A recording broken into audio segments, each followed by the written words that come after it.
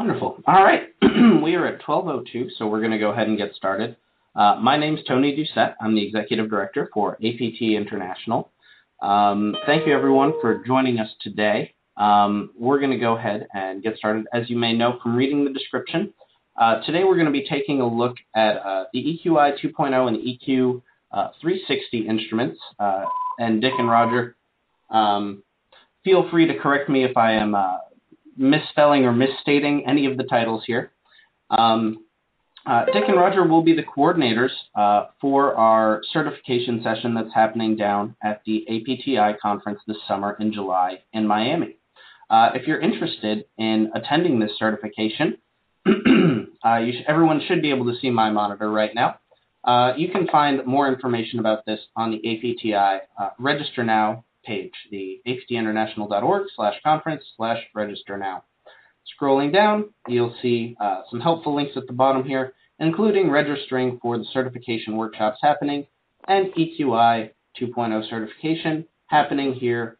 You can register through qualifying.org and highperformancesystems.com.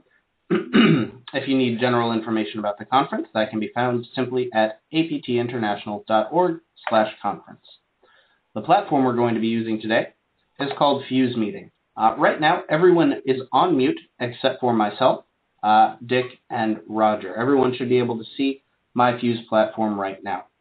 You'll notice in the bottom left-hand corner, we do have the meeting chat. You can type any questions you have in here. That is how we will be handling questions for today. You can send them to everyone, and we'll address them when they become applicable. Or you can go ahead and send them to specifically myself. If you select APTi International, that will come directly to me. Quick note, if you are using a Mac, I have been told that on the Mac platform, the meeting chat button is at the top left, and you do need to enable that first. I'll go ahead and pull our webinar presentation back up today and do a brief introduction for Dick and Roger. About Roger. Roger is the CEO of two firms, Leadership Performance Systems, who provide specialized talent management services, and qualifying.org, which provides certification training on 19 assessment tools. Because he enjoys working with individuals in multiple development contexts, Roger serves as a Senior Adjunct Associate for CCL, and due to his extensive global experience, he is a visiting Associate Professor of Global Commerce and International Management at the Callaway School of Business, Wake Forest University. Roger has articles in Inc.com, Wired, Business.com, Performance Management, and Talent Management. He is author or senior author of People Skills Handbook, Action Tips for Improving Your Emotional Intelligence, You, Being More Effective with Your MBTI Type, Introduction to Type and Emotional Intelligence, Leadership Advantage, Hardwired Leadership, Unleashing the Power of Personality to Become a New Millennium Leader, and I'm Not Crazy, I'm Just Not You. Henry Thompson, also known as Dick, our second presenter for the day, is the President and CEO of High Performing Systems, Inc., an international management consulting and training firm he founded in 1984 to help leaders, teams, and organizations achieve high performance. He is internationally recognized consultant, educator, speaker, and author. Over the past 30 years, Dick has gained valuable experience developing and leading teams from the battlefield to the boardroom. Dick specializes in the use of the EQi in conjunction with other psychological instruments to help individuals and organizations move into the high-performance zone. He has published numerous articles, training manuals, books, and software on these topics. Dr. Thompson's innovative approaches to EI research, training, certification, feedback, and materials development make him a highly sought-after speaker and consultant on the topic of emotional intelligence. Clients include AT&T, Pacific Georgia Corporation, Shell Oil Company, apologies for the phone in the background, everyone, Johnson & Johnson, General Mills, Owens Corning, Delta Airlines, just to name a few. Dick and Roger are going to be our presenters for the day, and also the two coordinators for the certification session down in Miami. And with that, I will stop running my mouth and turn it over to Dick and Roger. Thank you, Tony, and welcome, Roger. It's good to be with you again. Great to be with everybody as well. Okay. Well, I thought I'd just take a minute or so to kind of get us into this before we start to look at some of the detail of it and kind of talk about a little background. As you probably guessed from the introduction, Roger and I have been doing emotional intelligence type work for a long time, many, many years. In fact, when we were first doing emotional intelligence type work, it wasn't called emotional intelligence. It was called a lot of different things, but eventually I kind of came together under the heading of emotional intelligence, and Roger and I have spent a lot of time inside that literature, inside the work, working with people, and together have literally trained and exposed thousands of leaders to this concept. And it kind of begins with the understanding of emotion. Roger has some books out on understanding emotions and what they're all about. So part of what we'll be doing in the session is exposing you to the concept of emotions, what they are, and then how emotions get involved in all the decisions that we make, what role they play in emotional intelligence. And as you've heard for a number of years now, emotional intelligence is a very powerful concept, particularly as it's related to leadership. And Roger and I have both spent a lot of time working with that and working with leaders and coaching them and developing them to be able to make more emotionally intelligent decisions. So we also both were faced with the decision of what type of instrument do you use to begin measuring this concept. So as the instruments began to come online, and there are hundreds of them out there now, we both began to evaluate different ones and look at them and experiment with them to see which ones would best meet our needs. And one of the ones that Roger and I both use is called the EQi, and you probably heard a lot about that. And that's why we wanted to do the certification at the conference on this particular instrument. We've got a lot of experience with it. It's a very powerful tool. And, you know, the latest version, the 2.0, came out a couple of years ago. We think it's an improvement. I think you'll really like it as you start to play with it. We also have found through the research that Roger and I have done independently that there's a linkage between the EQi and the MBTI, and that's why we think it's such a match to be able to offer this certification at the APTi conference and show you how we've found that combining these two instruments, using both of them, so that you have two different lenses to be able to look at your leaders with, makes it a much more powerful process, whether you're coaching, developing, or whatever you're doing with your leaders. And we both have research that we'll share with you there and our own experiences with it. And it's going to be, I think, a very dynamic, fast-moving presentation for you there that will cause you to walk away comfortable in using another powerful tool in your toolbox and knowing that you have Roger and I in your corner as backup if you need to call and ask questions.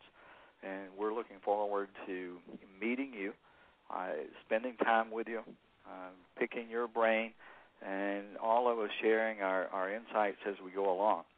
So in order to be able to attend, you obviously need to register, like was mentioned by Tony earlier, and you can go to Roger's site, qualifying.org, or you can go to our site at hpsys.com, either one, and go ahead and register there to attend the session. After you get your registration complete, then we'll have you complete the EQi, and some e-learning modules are available to give you more background on the instrument before you get to the session. After you've completed the EQi, we will also schedule an interpretation with you prior to the workshop so that you receive your feedback and go into the workshop already having had feedback and having a pretty good understanding of the concept of the EQi and how it works. During the 9th and 10th of July, we'll take you into depth, show you all the intricacies of the instrument, how it works, how you set it up, how you use it, and how you can apply it in a lot of different situations as you go forward. And then, we'll also have you prepared to take the required online exam. And we'll get you prepared for that so that it won't be a problem for you when you take it. And then you get your official certification from Multi-Health Systems, and you're off and running to be able to go out and use the assessment. So those were a couple things that I wanted to share to kind of get us started. Roger, did you want to add some things to that? Thanks, Dick. And, of course, like you, I find that the EQi-2.0 and psychological type go together like fruit and yogurt or bacon and eggs, depending on your preferred way of thinking of those delicious items. And, in fact, as we get into this conversation around the EQi and how you and I and our extensive work with this model and type will try to share our collective experience and wisdom in July, I would like to invite all of us to really take a moment or two to reflect a bit on just how very important the notion of emotional intelligence is, especially post-Boston event. I am, like perhaps many of you, still processing what kinds of things that each of us can do to use our best emotional intelligence to make one notch forward to try to both help our friends in Boston as well as elevate some level of awareness in the world to help us have fewer of those kinds of moments. It's Dick mentioned that the EQi 2.0 is a byproduct of some rather extensive work, and I do want to thank MHS for on behalf of both Dick and myself for sponsoring and supporting the inclusion of this event. We're able to provide it at a substantially reduced tuition fee thanks to the sponsorship of MHS and APTi in holding this event. And so it's certainly a reflection of the commitment that MHS has to the superior quality of this assessment. And I want to take just a couple of minutes to talk about where it's come from and where it is as we get into talking about the particular elements of the tool. Some of you may know that the Baron EQi was the initial instrument, and what you see on the screen on the left side are the scales of the initial tool. And it's important to note that when Reuven Baron was doing his work in the 80s, he really was trying to take a look at how people were performing under challenging and stressful circumstances. And as he pursued that look at how folks were adapting and managing stress, it became increasingly clear to him that there were a collection of behaviors and perspectives that made a huge difference between those who were being more successful and healthy, if you will, and those who were not. And in his initial definition of emotional intelligence, he simply said there's an array of capabilities and perspectives that really make a difference. And in his initial tool, he had these different categories. And, of course, what we all know is true, especially if you've been following even, let's say, the MBTI for a while.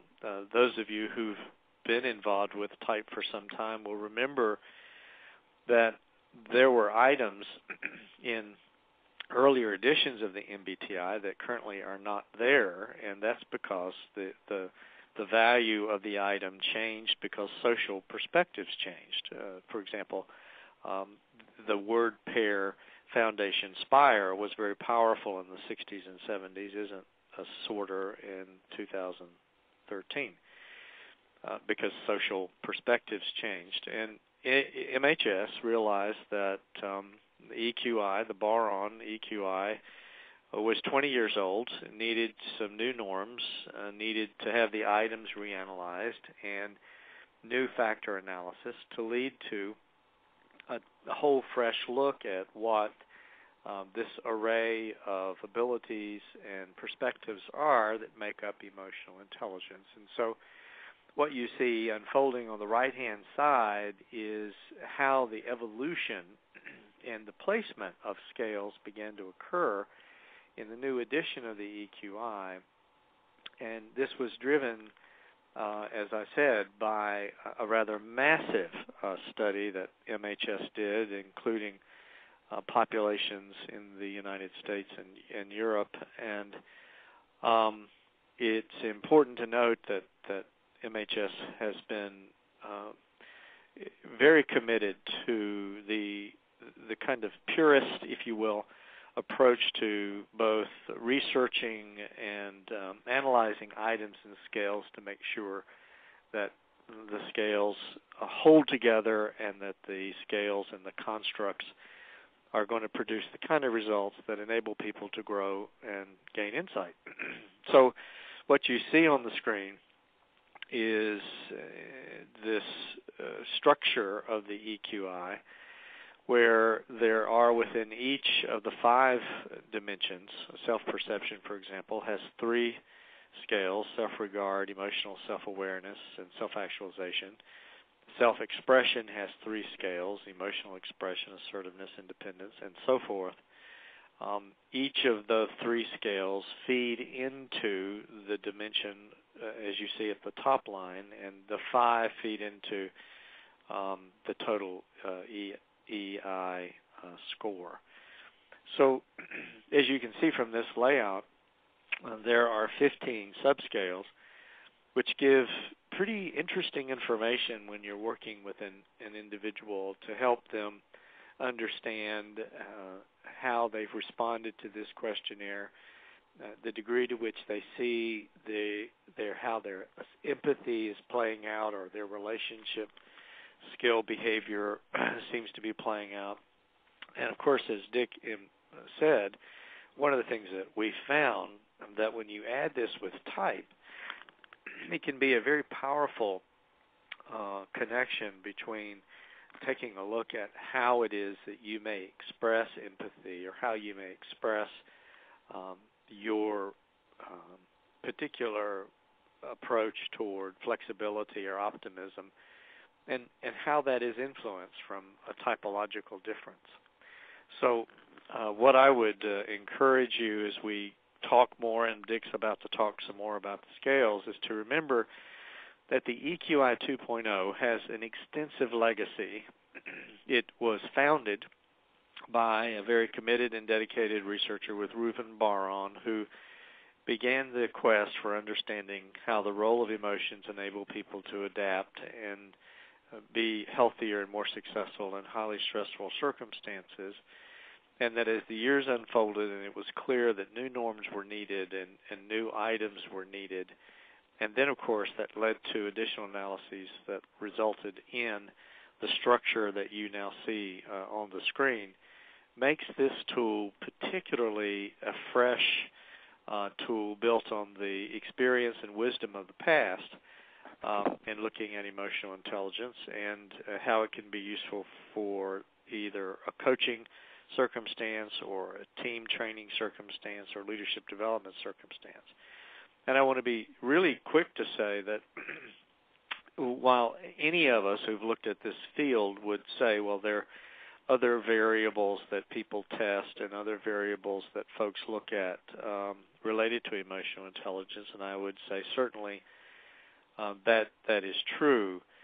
However, I do not know of any tool that covers the territory like this tool does, that provides the specificity of taking a look at some behaviors that we know are critical to a person's well-being. So these are tried and true and tested scales, and invite a kind of conversation that's very, very rich. And I've had these conversations, whether it's an individual coaching setting or working with a leadership development group, that would be a sort of a typical training program inside of an organization. And both Dick and I have worked together on, Dick edited a book on emotional intelligence, and we took a look at type and EQ-related scales and how they play out, and we continue to find that this linkage is particularly valuable and useful. And I know Dick has some additional offerings to make as we take a look at the EQi model. Okay, thank you, Roger. That was super. I would just say that as we look at the model, we're showing it to you, kind of a bird's eye view and somewhat superficial because of the time that we have today. But I have another group of people right now who are in the second day of their certification, and as we were asking them just before they broke for lunch, the insights that they had gotten, and to a person, they all said that they've just been blown away by the depth of this model and how it works and how it interacts. And most of the group that we have in this particular session also have pretty strong MBTI backgrounds, so they were starting to ask questions and make those linkages like Roger was talking about. It is a powerful model, and if you go out and look, you'll find more research around this EI model than you do any of the others out there, and more uses for this and more validations for this. And the way the instrument is set up, as we get into more depth later on, looking at the items, it's designed to place validity checks within the report that you get back in terms of how people were answering the questions and if they were being inconsistent in the way that they answered. And those are other reasons that we chose this particular instrument, because it's not just a straightforward answer these questions and now you have an EI score. This gives you a tremendous amount of information about how you respond to questions like this to help you understand yourself better, how these scales relate together, and how you can use them going forward. The support material that comes with it is just phenomenal in terms of an instrument like this.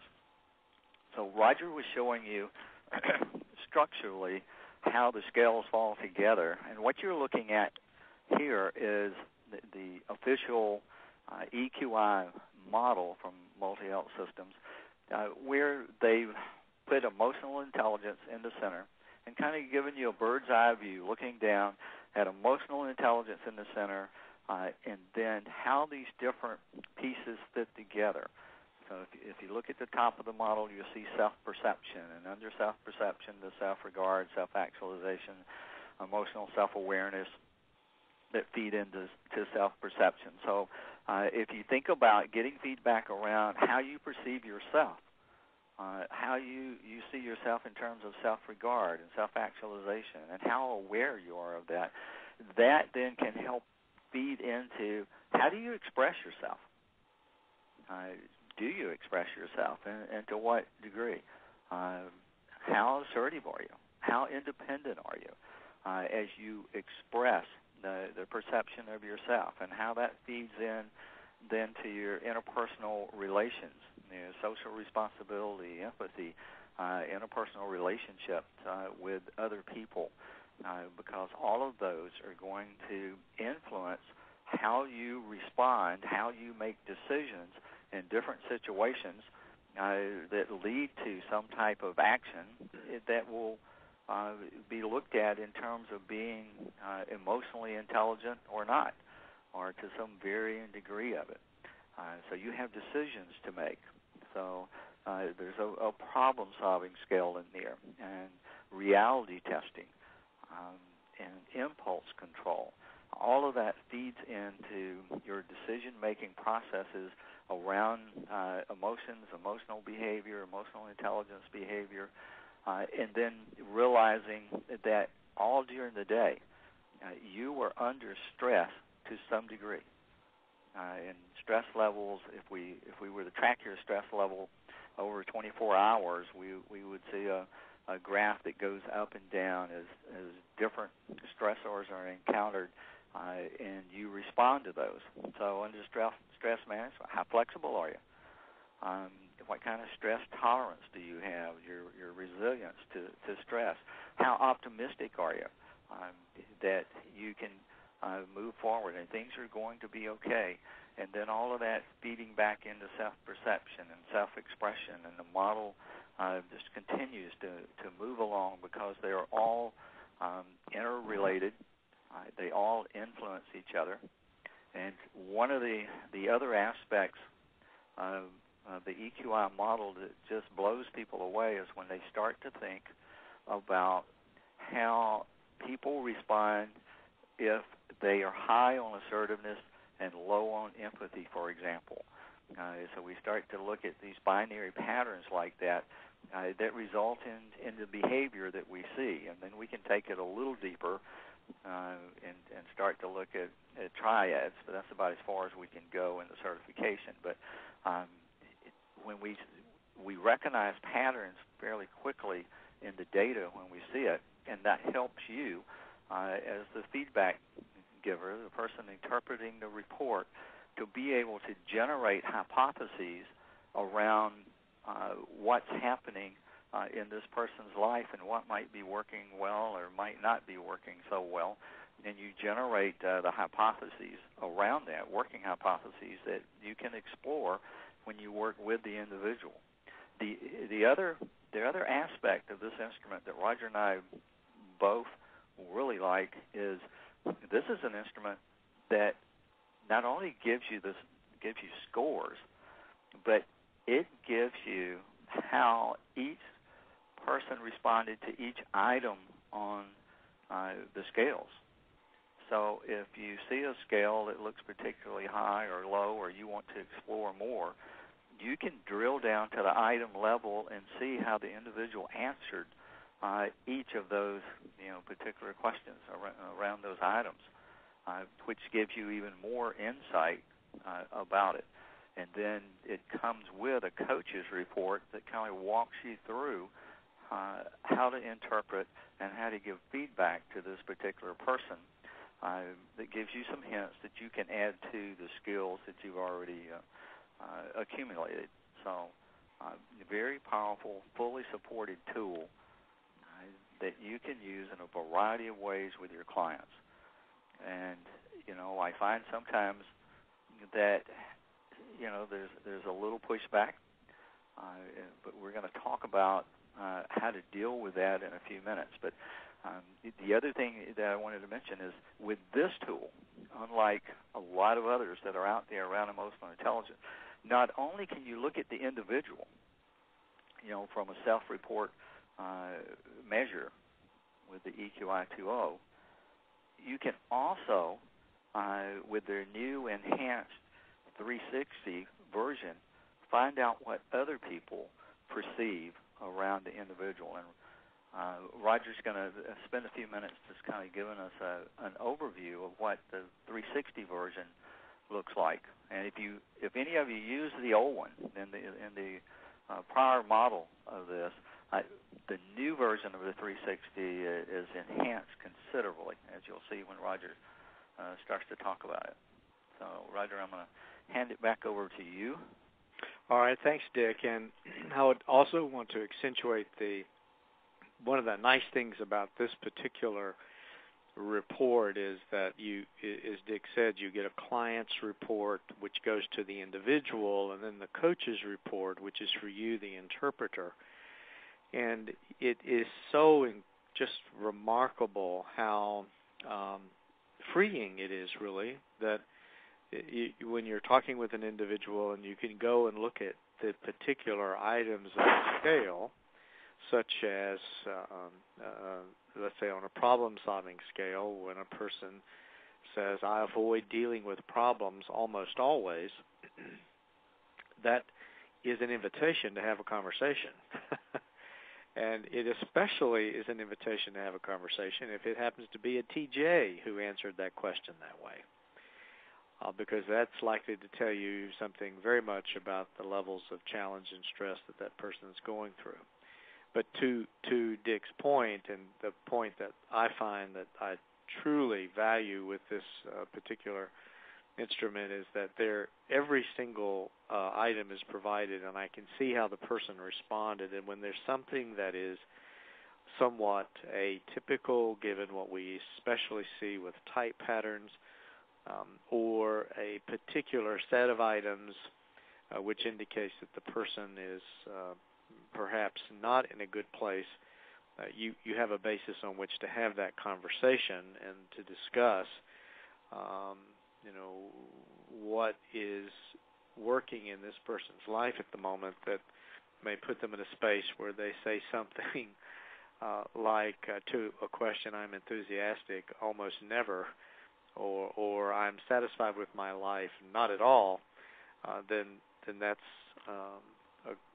obviously an invitation for conversation about what we do to enrich our life and deal with the stressors that are working in our lives right now. As Dick mentioned, and I'm just going to talk on a couple of special features of the 360.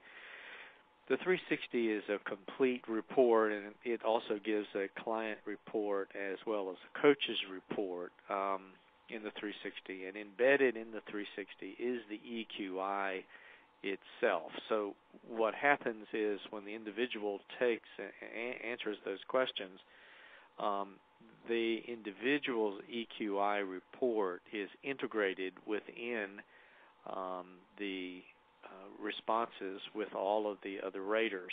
And as you will see with the EQ360, the ratings by the boss, the peers, the direct reports, the associates, the others are provided. You get to see what the average, not what the individual rater said, but what the average of the group rating is. And on this particular page, it's a special feature which gives you the range of distribution among the different groups in terms of how a behavior is being seen. And you can see it's identifying for you the kinds of strengths that are both allied with the raters and the individual self-rating, what are blind spots that could exist, etc. So the report does an analysis of various gaps within what the different groups are saying, so you can get a handle on both the alignment between the individual and the group ratings, and if those are dramatically different across the different groups. That's really important to note. Here is a typical page of the 360, and it's kind of hard to see on the screen. I don't know if my arrow shows up, but if it does, I'm trying to point to the item itself. That's the question that's asked. You get what the person said, and then what the manager said, and then peers, and then direct reports and others in terms of the averages across all those groups, across all the items. Now, you will notice in the bottom part of the page, there are three additional subscales that are associated with the scale, in this case, of self-actualization. This is in both the EQi as well as in the 360. There are three what's referred to as balancing scales, which are related to the primary scale you're looking at that point in time. It gives you some additional interpretive comments when there's more than a 10-point spread. when the scores are normalized and you're able to see what, let's say, the boss's rating on a scale works into be 110, but the direct reports really are at a 90, that prompts some different comments and observations. So it's important to note that the 360 is intended to, as Dick said, give you a wholesale look of how people are experiencing the very behaviors that you, as the rater, has said about yourself, and you're able to see how it's different across groups as well, or similar, in terms of how they see you. And that invites a pretty rich conversation when you think you are being, let's say, empathetic in your response to people, and yes, maybe the peers see that, but the direct reports and the boss don't. That leads to a useful conversation about the opportunities of interaction, how those interactions typically go, and a very important discussion about potential stretch areas. Now, as Dick mentioned, we know that the phrase emotional intelligence sometimes is off-putting to some people because the word intelligence is something that folks find to be a nebulous concept in some ways, or offensive at the idea of measuring it through a self-report tool. And of course, the word emotions or emotional often triggers in folks discomfort because they think of emotions as less than comfortable topic, or when people get emotional. And from time to time, we have to remind individuals that the fact of the matter is emotions are present in all things.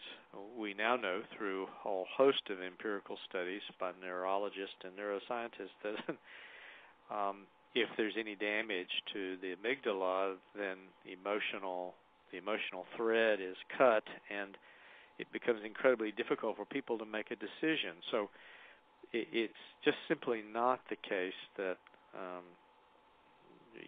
going down the path of emotional intelligence is something we should avoid, is a very productive or even worthwhile conversation. It's much more worthwhile to say that emotions are real, they're powerful, they're influential.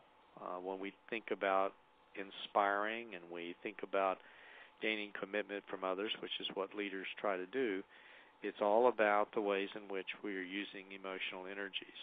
And we found that it's helpful from time to time to talk a little bit about what are some of the things to do to bring the conversation and constructively toward emotional intelligence. And Dick and I have broken this particular piece up into a couple of sections, and Dick's going to talk about the first couple of stages, and I'll talk about some of the other stages. Okay, thank you, Roger. So let me just spend a minute or two on investigating your underlying needs to help people begin to get buy-in into it. So it's not uncommon when you're working with clients that there's something around leadership that they would like to do. They would like for the leaders to perform better, to interact with each other better. There are a lot of different things they would like for them to do differently, everything from helping them grow and develop across their career into much more enhanced leadership skills and abilities to be able to rise to different levels in the organization. There's a richness of data out there that looks at the impact of emotional intelligence on leaders in terms of decisions that they make and the success that they have at various levels. And we've done a lot of work around looking at how emotional intelligence can play into the selection of whether it's leaders or engineers or salespeople. There are a lot of different positions out there that the EQi in particular has the ability to provide some data points that can be added to your normal selection process to help it become more accurate. If you look at multi-health systems, they talk about it as star performer. Various organizations who use the EQi for this, may call it by different names, but it's looking at how you can look at the patterns that seem to predict the performance in different job levels. You can also use it in succession planning. Again, we know that there's a tendency for executives, for example, who have higher emotional intelligence, provided they have the other skill sets to go along with it, to tend to perform better than those who don't have as much.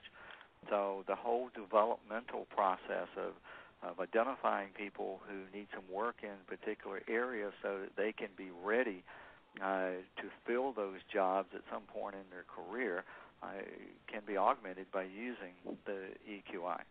So there are a lot of different ways there. And again, trying to figure out what it is the particular organization needs so that they do buy in to using EQi. So we've already mentioned high potential development. It can be used with coaching, life coaching. It can be used in the team mode to help teams perform better, developing managers. And there's just a whole myriad of ways that you can use this tool to help people buy in to what it is that you're trying to assist them with. You just have to figure out which need it is, and then help them understand the value. And as you go through the course, there are numerous handouts that we're going to give you of case studies where the EQi has been used in a lot of these different situations to improve performance. So we'll share all that with you, and you can take that along to share with your clients. So just still understanding different activities that you can use, trying to help your client understand how it might address that particular need. And if you ask them, they'll tell you what it is that they want. And with your knowledge and background of the EQi, when you come out of the certification, you'll be able to make those linkages. And in some cases, you'll be able to tell it just won't work. That's not what the EQi is designed to do. It's not going to work in that situation. So you can be upfront with them. But if you do see a way that it could be a benefit, then you have the capability to be able to point it out. Of course, knowing your audience, and obviously investigating the needs, as Dick mentioned, is very important, and knowing your audience is extremely important when we're trying to help folks understand how to use the EQi. And typologically, you may know your audience in some ways. It's also useful, whether you're an internal or external consultant, to plan out a bit a number of things about the use of emotional intelligence as you're trying to explain to folks how this framework, this model, and particularly this assessment can be quite useful. I find it helpful if you make a list of what are some of the challenges. And let me quickly say that Dick and I are more than happy to send you sample reports if you would find that useful. You just let us know, and we find that in some cases by taking a sample report and going over the sample report with a key stakeholder, that it's a very useful tactic to help them understand what the tool is doing and how the tool can be useful. It's sort of the challenge is that people hear the phrase emotional intelligence, and it seems too amorphous for them, but the report makes it very pragmatic and specific.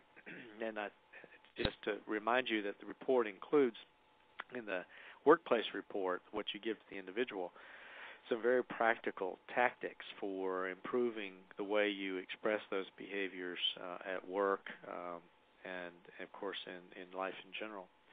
So the sample reports become very, very powerful and useful tools for helping people understand and educating folks about the use of the tool in particular and elevating the conversation around emotional intelligence.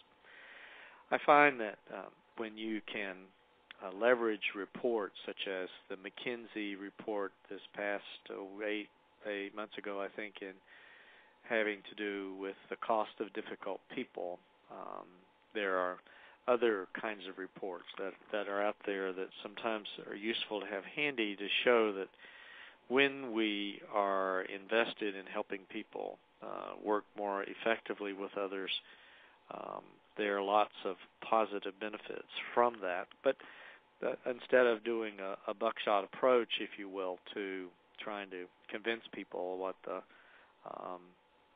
best strategy is, it's best to think about what their challenges or objections might be, to provide some particular support to meet those challenges, and to provide as much as possible what we might think of as the business case for why EQi, why emotional intelligence and EQi in particular, can be particularly useful.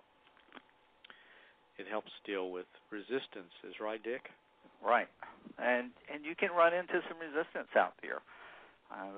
I find it's not uncommon sometimes to find the person who's the final decision maker to see this as, well, it's just another flavor of the month. You know, we go there, we sit through some classes, we get the T-shirt, and then we move on to something else. So helping them understand, this has been around for a long time, and it's very powerful, and it can be tied to business results. And as Roger and I both mentioned, we have some handouts, some case study handouts we're going to give you that they're, MHS is prepared, they're very pretty, they're graphic, but they point out, how you can change the business results by using the EQi. It's also not uncommon for leaders to not know a lot about emotional intelligence, and as Roger's been saying, they think it's touchy-feely, they think it's some kind of HR stuff, and you have to be able to get through that by showing them some examples. And sometimes I just use a little humor, and I said, well, we could just start off with a little group hug here, and that's, shocks people, and then we all laugh, and we say, okay, that's not what it's about. But it is about understanding your emotions and how to use them more effectively. And the leader not thinking his team is ready for it, very often it's because the leader's not ready for it. The team wants it. So there's some anxiety that people have around some type of assessment. So you have to be careful how you phrase what it is that you're talking about. The ROI on using the instrument is very critical. And if you can put that in numbers, which you can, and we'll help you do that, it's much easier to get the buy-in into it. But it's for all roles. It's computer programmers, it's marketing, it's operations people. It's useful across all the roles. So we're going to do some activities while you're there where we look at some particular resistance statements and have the group work on it and come up with ways to overcome that, share ideas with a larger group. So you'll take away a whole list of different techniques that you can use to overcome resistance in different situations. You'll find that activity to be very stimulating because it causes you to think through it. Sometimes we look at the emotional intelligence in terms of EQi and other instruments that are out there, and there are various ones like the ECI or ESCI that Goldman originally put together to support his model, and then Richard Boyatzis came in with him and helped it to come together, much more statistically sound. It's a 360 assessment, so somewhat similar to the EQ-360 that Roger was talking about earlier, and it has its scales. We tend to think that the EQ-360 probably fits better, but they might have had some exposure to this. We'll mention a few other instruments while we're there in case someone brings that up when you're trying to get the buy-in. You'll be able to make some comparisons. But there are ways to get people to buy into it, and it's not all that difficult in most cases if you follow some of the techniques that we give you during the session. And then sometimes it has to do with value proposition. Well, as we know, we can investigate and think about our audience and anticipate what kinds of resistance might come about, but when we get in front of that audience to present that proposition is extremely important, is to zero in on the message and to zero in on the kinds of things that will explain how it is that becoming more emotionally aware and more emotionally astute can facilitate health and well-being and overall group effectiveness.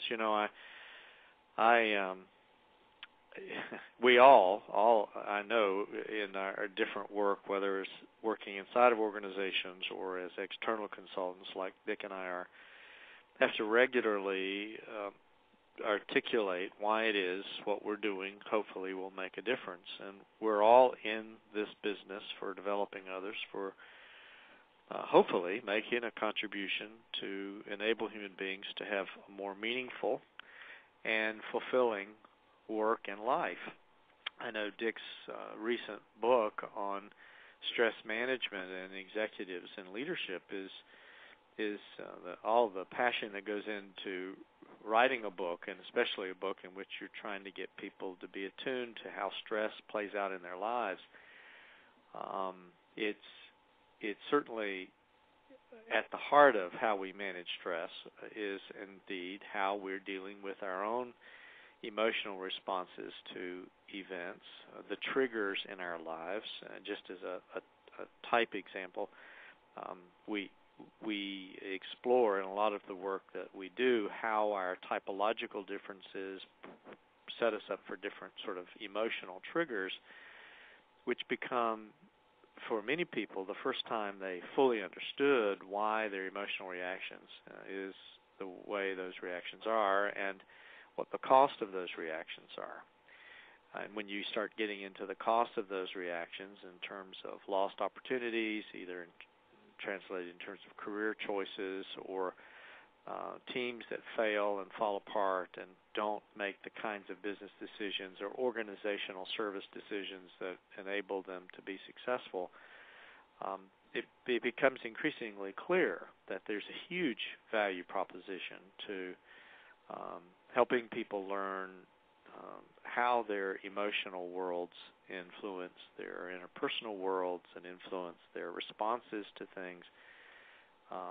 and how that can be managed in a more productive and constructive way. So all in the spirit of helping us add to our backpack of tools, if you will, as consultants and as facilitators, trainers, coaches. Dick and I hope that you will join us in Miami and that you will be a part of this experience. We have committed to doing this as a joint effort, bringing our many, many years of type and EQ-related experiences to this event.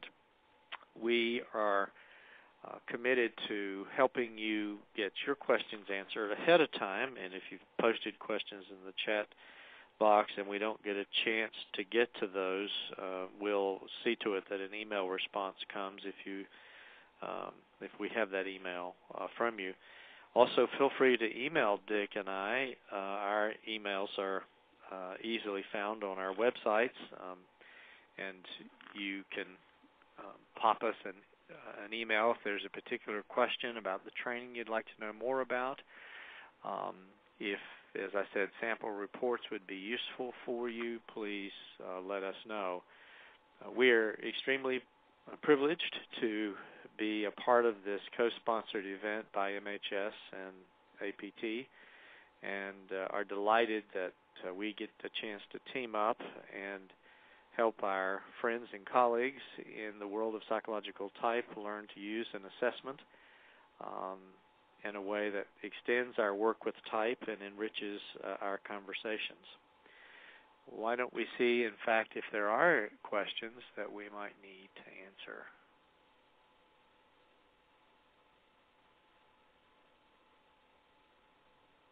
I see a question around repeating it after the conference, and that's an interesting question. And I think, Dick, you and I both are going out of the country right out of the conference, so we appreciate that spirit, but it's not likely to happen after the conference because we're both headed to different parts of the world. But there, Roger and I both have sessions that we put on independent of APTi. So we'll make a listing available if you can't get it, in conjunction with the conference. Then, there are other opportunities available, and either one of us would love to have you attend one of our other sessions too. There's a question here. Can you give a quick overview of the assessment, assuming clients take it online? Yes, it is an online tool. There are multiple reports available. MHS has what they have you buy credits, and it's $55 for the workplace report, and I think, if I remember right, $75 for the leadership report, and the 360, I believe we're at I want to say 50. We'll have to double check that, because all of those details, I'm delighted to say someone else on the staff handles. But yes, the tools I think are priced pretty reasonable, as you'll find in the field. As Dick mentioned, we have posted on our websites the various states in which we do programs. I want to make sure if we can respond to these that we do. You can find the pricing on the MHS site if you go to the MHS, and you can find out how close to the truth I have shared with you. And I apologize. I should have had that in front of me, but quite frankly, it's something somebody else on the staff always takes care of, and I don't pay attention to it. Any additional observation from you, Dick? No, I think you were right on. But we would love to have you join us in Miami or somewhere else if you get the opportunity. Tony, I guess it's back over to you. Wonderful. Thank you, Roger. Thank you, Dick, for the great presentation. We did have scheduled until 1:30 today for questions, but while I'm doing the quick wrap-up, we'll allow for any more final questions to come in to the meeting chat if anyone needs them. Again, like I said, we have been recording, so if you missed the beginning or the end or know anybody who would like to view this and kind of get an overview of what we talked about today, we will be posting this to the website. We are seeing a few requests in the meeting chat for the reports that you gentlemen mentioned. So I think probably the easiest way to do that is to just send an email to Dick or Roger directly. Roger just put his email in there in the meeting chat, so that's a great way to get in touch with him. As I said, the registration links for the certification training are available through the APTi website, and that connects you to Dick's website and Roger's website, and that is at aptinternational.org/conference. Unless we have any other questions, I have not seen any. Dick and Roger both have their email addresses in there. We'll go ahead and wrap up a little bit early. Everyone, thank you for attending today, and hopefully we'll see you down in Miami this July. Thanks, everyone. Tony, there is one other comment to make. That yes. It just occurred to me that it may not be transparent to everyone who've joined us. Dick and I, simply because of the way registration has to work with the publisher, and because we both have a stream of folks registering in our sites, decided that, we would treat this as a unified event. So whether you register on his site or my site, essentially Dick and I are treating this as a unified joint effort on our part. So it doesn't matter where you register. It is going to result in us managing it as a set of partners for this particular event. I want everybody to understand that we are teaming in the fullest way on every aspect of making this event happen. So unless you have a very special request that either Dick interpret your EQi or I interpret your EQi, when you've registered and we start the process, you will find that one or the other of us will call you to do the EQi interpretation if you do not say specifically that you want one of us to do it, because we're approaching this whole experience as a team partnership. Thanks, Tony.